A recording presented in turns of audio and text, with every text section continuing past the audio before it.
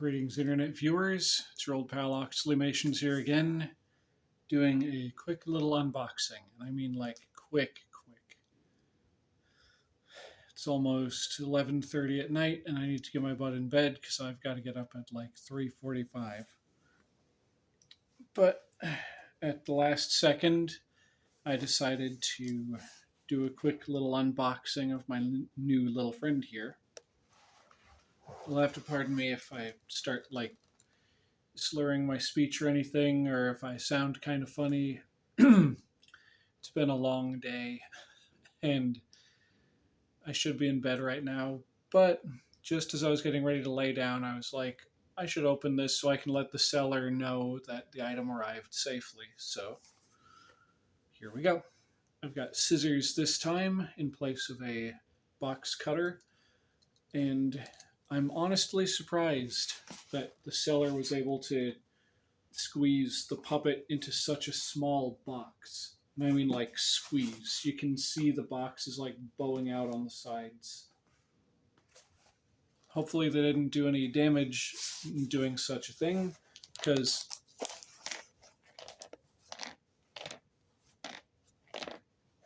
there's definitely the sound of something rattling around inside the box. So let's get this little guy out of there and see how shipping. Ooh, that could have been bad. Let's see how the trip. What's the word I'm looking for here? How he fared during his trip.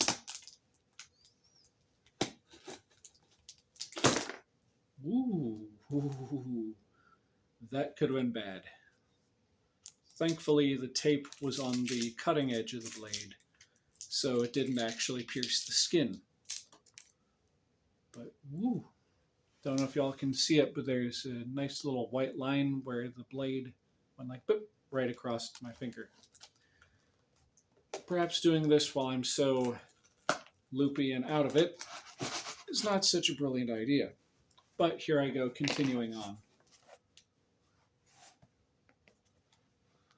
All right. At this point, I'm just going to get the scissors underneath the tape, like that, and just kind of snip my way along. There we go. Much faster, much smoother. And I've already got a spot on the top here where I've got an opening where I cut off the label saying who it was from.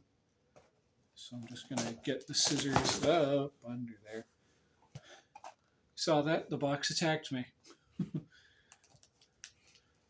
Now, this particular puppet was used, according to the seller, this past year, as in this year, I think, or I'm thinking it was last year, as part of a haunted house type deal.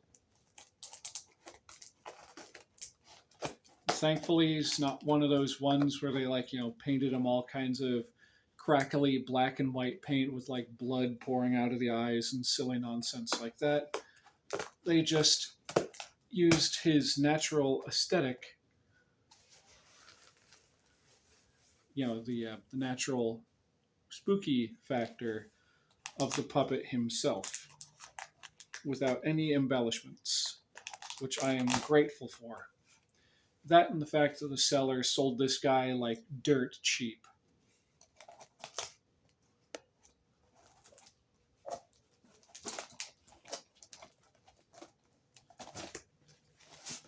Like, no joke, shipping included. This little guy was only, what was it, 20? It was only 22 bucks.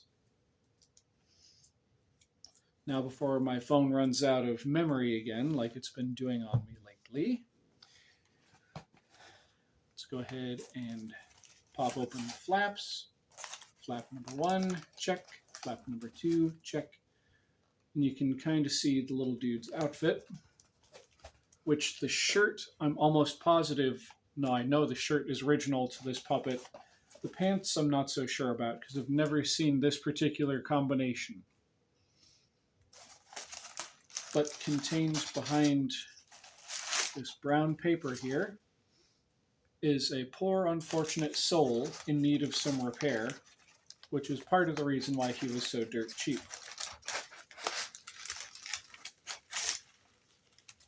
Yep, as you could probably guess, that, my friends, is now my third Simon Sez ventriloquist figure. And he needs some work. Now, let's gently, ever so gently, get his arms out from behind his head.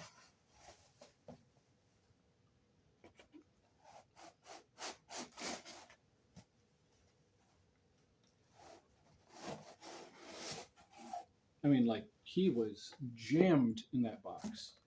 Poor guy. So here we have one 1973, 1973 Simon Sez ventriloquial figure made by the Horseman Doll Company. He still has all of his limbs, as you can plainly see. Both of his arms are still there. And something just tried to get into my eye. That was not pleasant, whatever that was. And apparently the back of his outfit was safety pinned shut.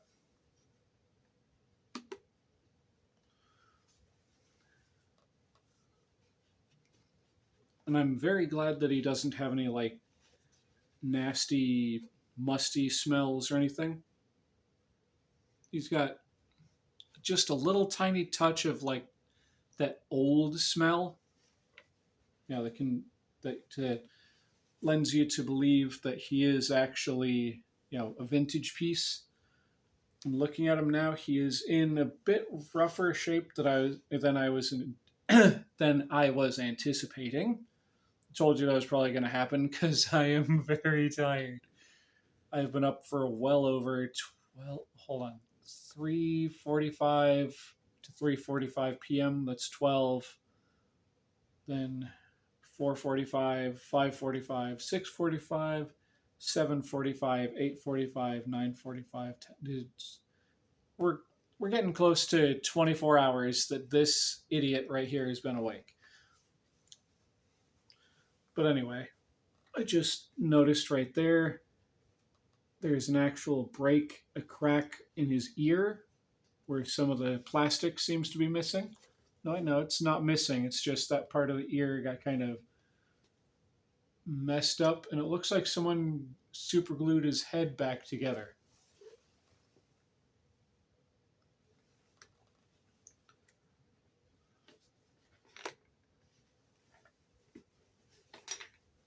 Okay, that doesn't sound very promising. That rattling sound is in his head.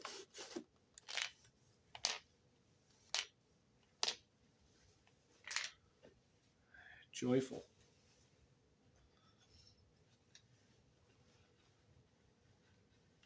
So now let's go ahead and untwist that rubber band that's inside him, because someone twisted him way up. And I just realized when I finished twisting his head back around, he was looking at me.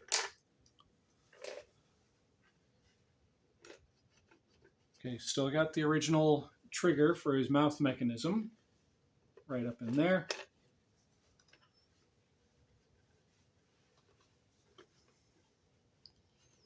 Now to gently detach the head and hopefully not snap that old rubber band in the process. Because this guy he's rough. I'm not going to lie.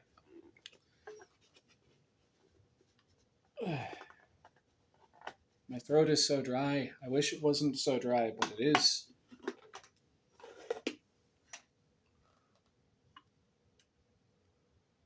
And he's got a little chunk missing out of the back of his head there. What did they do to you, Simon?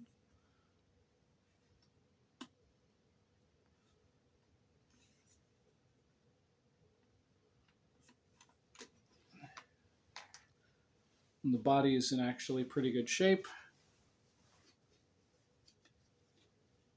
go ahead and check his shoulders while I got him here. Let's see. Yeah, the stitching on that shoulder looks good.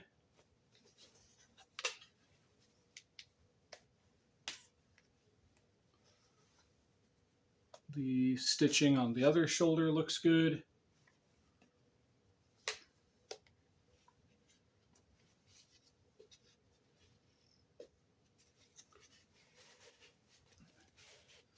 Now to be awkward and check his lower half.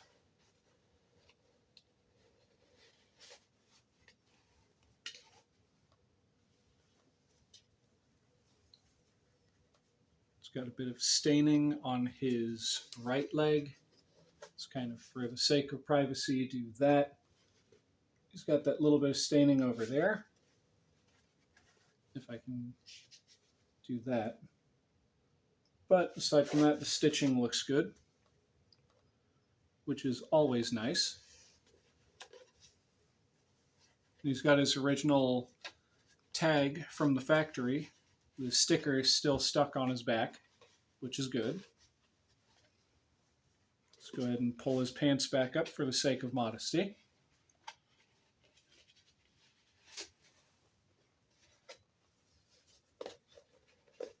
But so y'all can see right there all the information from when he was first created. Very good, very nice, very nice.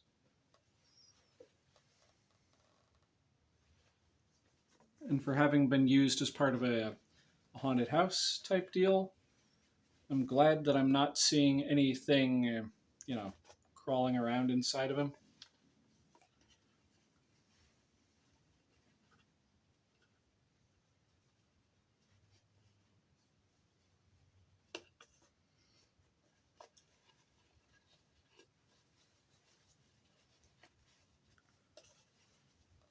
Pulling his shirt down where it's supposed to be.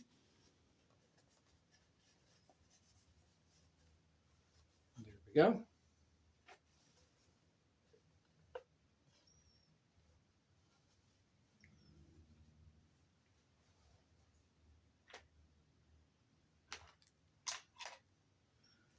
And the main issue with this poor fella is the fact that his jaw looks like it was just kind of jammed back up inside there.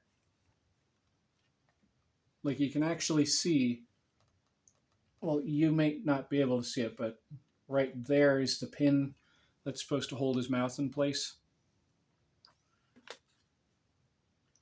This poor guy's been through it. But thankfully, it seems someone already went through the trouble of cracking the super glue on his neck post, which means I should be able to just pop his head off of the neck post and see what's going on inside it. But if y'all want to see that, you'll have to tune in for the restoration of Simon Sez. With that being said, I'm going to wrap this up here by saying a hearty thank you to each and every single one of you out there watching presently. I do truly and greatly appreciate it. If you like what you've seen here today, y'all know the drill. Feel free to like, comment, and share this content with your friends if you think they'd like it. But with all of that out of the way, this is your old pal Oxleymations saying, and I guess we'll have my temporarily mute friend say it for me.